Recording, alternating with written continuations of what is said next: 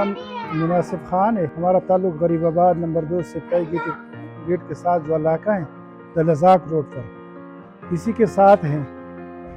और मेरा बेटा था जो बच्चों के साथ खेल कूद में गया था, तो मुझे तो ये बताया कि ये अशनगरी में एक जगह है चक्का गली, उधर ये अपने लिए नोट्स वगैरह किताबें लेने के लिए गया था।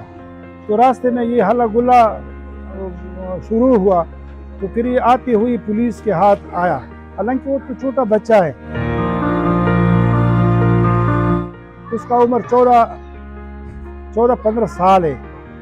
14 साल है, लेकिन ये पारंबी जो है इस पे अक्सर हमसे गलती होती है। 1 साल ज़्यादा आया है। अब हम तो मजदूरकार लोग हैं, गरीब लोग हैं, सारा दिन मेहनत मजदूरी करते हैं। अब तकरीबन 2-3 दिन से मैं परेशान हूँ। 15-16 हज़ार 20 तक ये मेरे पैसे भी लग गए। तो उसने बताया था कि ये इनके ऊपर ये दफात हमने लगाए हैं।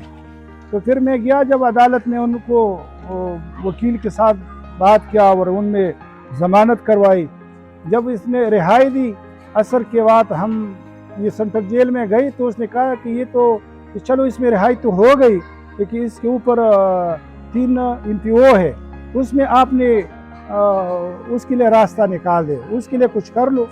आज पूरा दिन मैं उसके पीछे फिरता रहा। कोई कह रहे कि हाई कोर्ट जाओ, उधर रद्द करा लो, तो वो हमारे बस का काम नहीं है।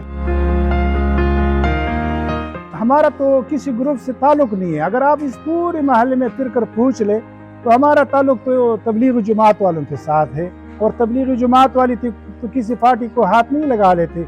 जो सवाल जवाब होते हैं, जो उनकी किताबें होती है, उसके जो नोट होते हैं, तो ये चक्का गली में कम कीमत पर मिलती है। वहाँ पर पुराने किताबों की दुकानें होती है, तो अक्सर बच्चे उधर लेने के लिए जाते हैं।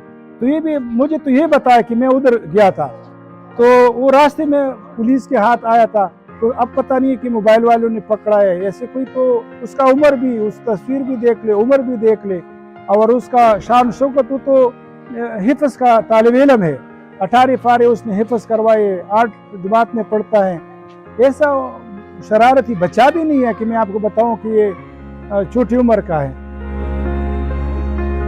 अब तो ये मुश्किल है कि ये जो कानूनी रास्ते हैं, ये तो मेरे पहुंच के नहीं है। इसलिए ये वकीलों की जो फीस है और ये आने जाने है और ये जो खर्चे वगैरह है, ये तो मेरे बस का काम नहीं।